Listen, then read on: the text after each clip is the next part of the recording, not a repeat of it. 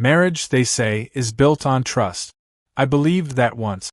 I believed it when I stood at the altar, slipping a ring onto Amanda's slender finger, promising her eternity. I believed it when we held our newborn daughter, Lisa, in the sterile glow of a hospital room. I even believed it when the passion dulled, when kisses became pecks and laughter faded into routine. But trust is a fragile thing, and I learned, too late, that even the strongest bonds can shatter under the weight of desire. Our family seemed perfect from the outside. I had a stable career in finance, ensuring we never wanted for anything. Amanda, ever radiant, had abandoned her corporate ambitions to become the perfect homemaker. Lisa, our pride and joy, had grown into an intelligent, confident young woman, on the verge of graduating college. And yet, something felt off. At first, it was subtle, Amanda's distant stares, the way she clutched her phone as though guarding secrets. Nights spent in the same bed but galaxies apart. I convinced myself it was just time working against us, the slow erosion of love that happens to every couple. Then came Daniel, Lisa's boyfriend. A charismatic, sharp-witted young man who carried himself with the confidence of someone much older. He had an effortless charm, a way of making people feel at ease in his presence. I liked him at first. He was respectful, intelligent, and, most importantly, Lisa adored him. But Amanda's reaction to him unsettled me. She lingered in the living room when he visited, joining conversations meant for Lisa and her boyfriend. Her laughter, once reserved, became something else entirely, light, flirtatious, almost breathless. I noticed the way her gaze lingered on him, the way she leaned in when he spoke. I wanted to believe I was imagining things, that my mind was conjuring problems where none existed. But the way Daniel looked at her in return, the small smirks, the subtle shifts in body language, I couldn't ignore it. One evening, after Lisa had excused herself to take a phone call, Amanda and Daniel sat across from me, engaged in a quiet conversation. Their voices were hushed, intimate in a way that made my skin crawl. "Amanda," I said, my voice steadier than I felt. She turned to me with a smile, too bright, too quick. "Yes, honey?" I hesitated. I had no proof, no concrete reason to accuse her of anything, so I let it go. But doubt had already settled in my mind like a parasite, and it refused to be ignored. That night, as we lay in bed, Amanda shifted closer, running her fingers lightly over my chest. It was an invitation, a rare occurrence in recent months. I wanted to believe it was genuine, but in the back of my mind, a terrible thought took root. Was she thinking of him?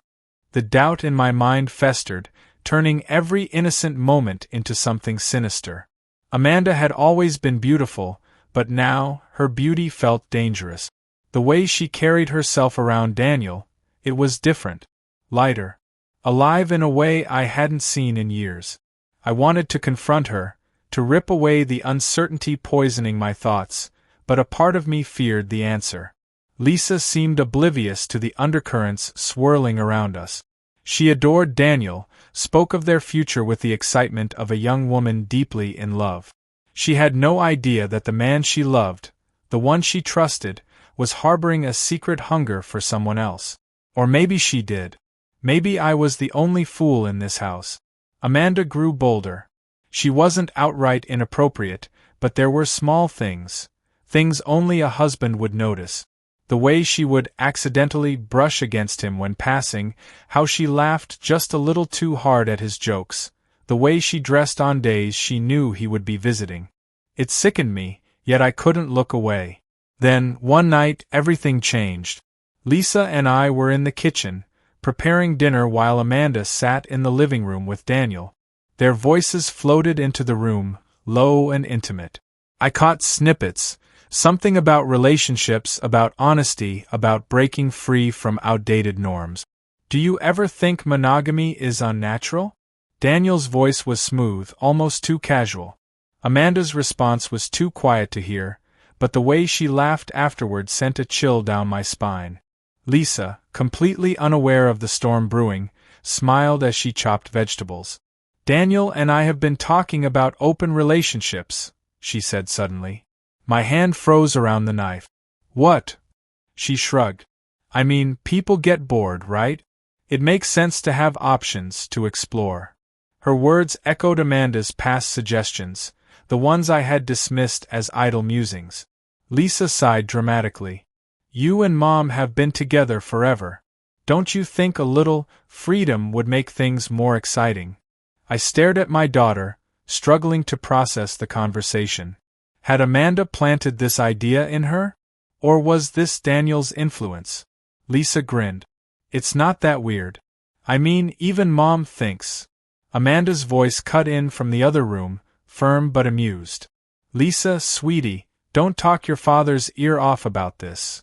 Lisa pouted but dropped the subject. Dinner was a tense affair. I avoided Amanda's gaze, my appetite gone. Daniel, however, was perfectly at ease. He laughed with Lisa, smiled at Amanda, completely unbothered by the tangled mess forming beneath the surface. Later that night, Amanda and I lay in bed in silence. I wanted to ask, to demand the truth, but I couldn't find the words. Instead, I waited, hoping the unease would fade on its own. But it only got worse. The following weekend, Lisa left for a trip with her friends. Daniel was over, as usual, lounging on the couch while Amanda poured him a glass of wine. I stayed in my study, pretending to work, but I could hear them laughing. A soft hum of conversation, too quiet to make out. I told myself I was being paranoid, but then I heard Amanda's voice, clear and deliberate. You know, you don't have to be shy about what we talked about. A pause. Then Daniel's voice, lower. You're sure he'd be okay with it? My pulse pounded in my ears. Every muscle in my body locked in place. Amanda chuckled. He just needs the right push. I felt sick. My own wife, plotting something behind my back. I stood, forcing my breathing to stay steady. When I walked into the living room, their conversation halted.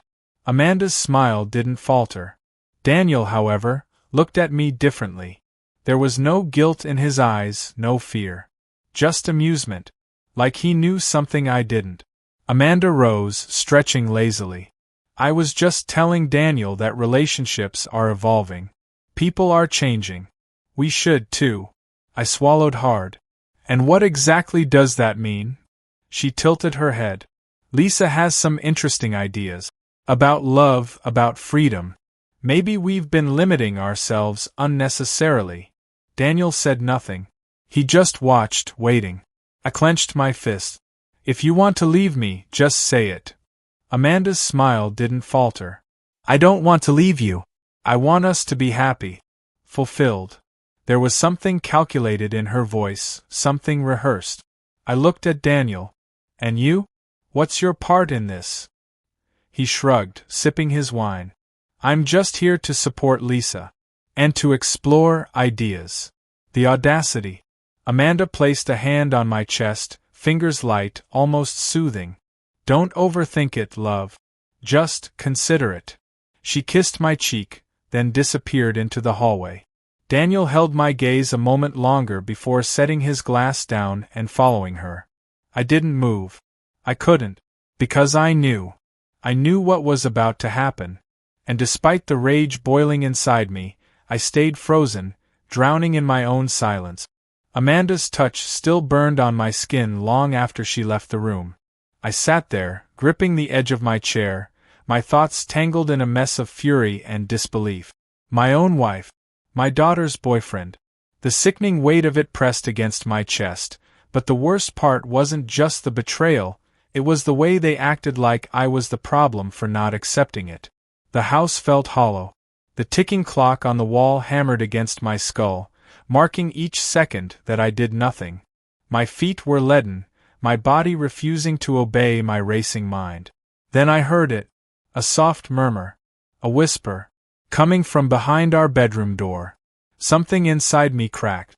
I moved before I could think, crossing the hallway in heavy strides. My hand curled into a fist, hovering inches from the doorknob. Did I want to see it?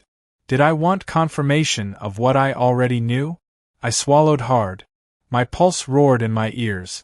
Then, a muffled sound, Amanda's voice, low and sultry. I wrenched the door open. Amanda sat on the bed, her silk robe slipping off one shoulder.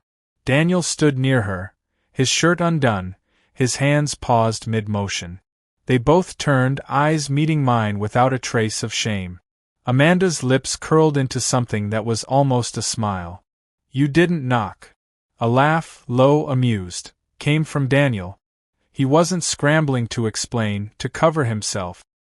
He just stood there, exuding confidence, as if he had every right to be in my bedroom with my wife. "You knew I was here," I said, my voice dangerously calm. Amanda tilted her head, studying me like I was some kind of experiment. "I was hoping you'd come in." Daniel smirked. "She wanted you to watch." Rage tore through me like wildfire. My fists clenched at my sides, my jaw tightened until it ached. "You think this is a joke?" Amanda sighed, smoothing down the robe as if my anger was nothing more than a minor inconvenience. "No, love, I think this is an opportunity." Daniel chuckled. "Lisa's right. Open relationships are the future." I snapped my gaze to him, barely restraining the urge to knock that smug expression off his face. "Lisa doesn't know you're screwing her mother, does she?" Amanda's lips parted slightly, a flicker of something, hesitation? Guilt, crossing her face. It was gone in an instant. "She doesn't need to," Amanda murmured. "She'd understand eventually." My stomach twisted. They weren't just betraying me. They were corrupting my daughter's beliefs, manipulating her into accepting this insanity. Daniel took a slow step closer. "You don't have to be the outsider, man. You could." I lunged. My fist connected with his jaw, sending him stumbling back against the dresser. A crash echoed as a lamp toppled over, shattering on the hardwood floor. Amanda gasped, but not in horror. In excitement. I turned to her, chest heaving. "You wanted me to see this? Congratulations. You got your wish." She didn't cower. She didn't beg for forgiveness. She simply smiled. "You're so sexy when you're angry," she whispered. I felt sick. Daniel wiped his lip, checking for blood. He exhaled, shaking his head. "Damn. That's more of a reaction than I expected." I turned to leave, every muscle in my body tense with the urge to destroy something, everything. "You'll come around," Amanda called softly. I didn't look back. I left the house that night, my mind spinning, my heart pounding. The air was sharp against my face as I drove aimlessly, streetlights blurring past. This wasn't just cheating. This wasn't some drunken mistake Amanda would regret in the morning. This was calculated. This was deliberate. And somehow that made it worse. I ended up at a bar, drowning in whiskey, trying to silence the image of Amanda draped across our bed with another man standing over her. My phone buzzed. "Lisa." I hesitated before answering. Hey, Dad. I just wanted to check in. You okay?" My throat tightened. My daughter, so trusting, so unaware of the betrayal happening right under her nose. "I'm fine," I lied. "You sure? You sound weird." I forced a chuckle. "Just tired." "Well, I just wanted to say I love you. We should do something when I get back." I closed my eyes. "I'd love that." "Cool. Oh, and isn't Daniel great? I feel so lucky to have him." My grip on the glass tightened until my knuckles turned white. I gritted my teeth. "Yeah. Lucky." She giggled. "Anyway, I gotta go." "Love you." I barely muttered a response before she hung up. I stared at my reflection in the mirror behind the bar. The man staring back was a stranger. A man betrayed. A man who had lost something he could never get back. Amanda had crossed a line that couldn't be erased. And I wasn't going to let it slide. I woke up to the sharp sting of a hangover and the bitter taste of regret coating my tongue. The empty whiskey bottle on my nightstand mocked me, a reminder of last night's futile attempt to drown the betrayal. But no amount of alcohol could erase the image of Amanda in our bed with Daniel, her expression daring me to react. I wasn't the kind of man to cower in the face of betrayal. I was the kind of man who would burn it all down.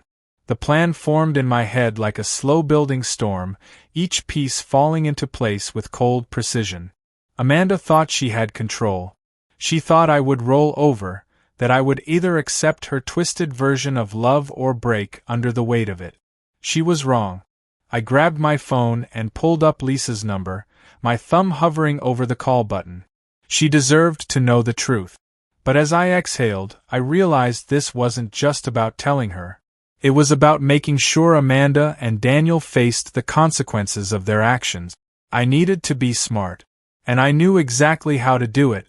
2 nights later, I walked through our front door, my expression unreadable. Amanda sat on the couch, sipping wine, her silk robe barely covering her body. Daniel sat beside her, his arm draped lazily across the back of the cushions. They looked like a king and queen on their throne, waiting for their jester to entertain them. "You're back," Amanda purred, tilting her head. "We were wondering when you'd come to your senses." Daniel smirked. "Or if you'd just run away for good." I didn't react. I simply pulled out my phone and placed it on the coffee table. Then I pressed play. Lisa's voice filled the room. "Wait, what do you mean? Mom and Daniel together? No. That's insane." Amanda stiffened, her fingers tightening around the stem of her glass. Daniel sat forward, his smirk vanishing. "Dad, please tell me this isn't true," Lisa's voice continued. "Tell me you're messing with me." Then my own voice, steady and sure. "I wish I was, sweetheart. But I have proof. Do you want to hear it?" Silence. Then Lisa's voice, shaking. "Yes." And then, the audio clip I had recorded. The moment I had stood outside our bedroom door and pressed record before barging in. Amanda's sultry whisper. Daniel's arrogant laugh. The exact words they had spoken, proof that they had not only betrayed me, but that they had been so proud of it. The recording ended. The house was deathly silent. Amanda's face had gone pale. Daniel looked at me with something close to fear. I leaned back in my chair, crossing my arms.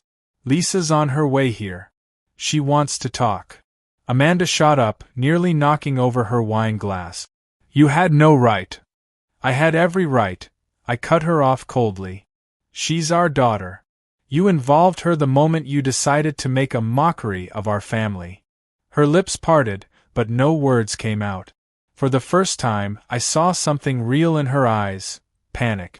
Daniel, ever the opportunist, stood up and grabbed his jacket. "I should go." Amanda snapped her head toward him. "You're not going anywhere." "I'm not getting dragged into this mess," he muttered, already heading for the door. I let out a humorless laugh. "You were fine being part of it when you were sneaking around with her." Daniel ignored me, yanking the door open, only to freeze. Lisa stood on the porch, her face streaked with tears. Her gaze shifted from Daniel to Amanda, then finally to me. "Tell me it's not true," she whispered. Amanda opened her mouth, but no words came out. Daniel, the coward that he was, pushed past Lisa and fled. Lisa stepped inside, her hands shaking. "How could you?" Her voice was raw, filled with something that shattered me to my core. Amanda finally found her voice. "Sweetheart, Lisa held up a hand. "Don't. Just don't." She turned to me. "How long?" "Long enough," I said quietly. "Long enough for them to think I wouldn't do anything about it." Amanda reached for her, but Lisa stepped back. "I looked up to you, Mom. I defended you. And this is what you were doing behind my back? With him." Tears spilled down Amanda's cheeks. "I never wanted to hurt you." Lisa let out a bitter laugh. "You didn't think sleeping with my boyfriend would hurt me?" Amanda broke. Sobs racked her body, but Lisa was unmoved. She turned to me, her voice steadier than before. "Are you divorcing her?" "Yes." Amanda let out a choked gasp. "Wait, please, we can." Lisa silenced her with a glare. "No.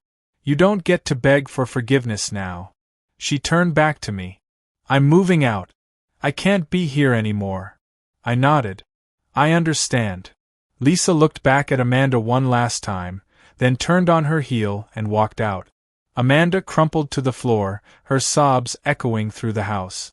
I stood there, watching the woman I once loved fall apart. I should have felt pity, but all I felt was relief. Because for the first time in a long time I was free.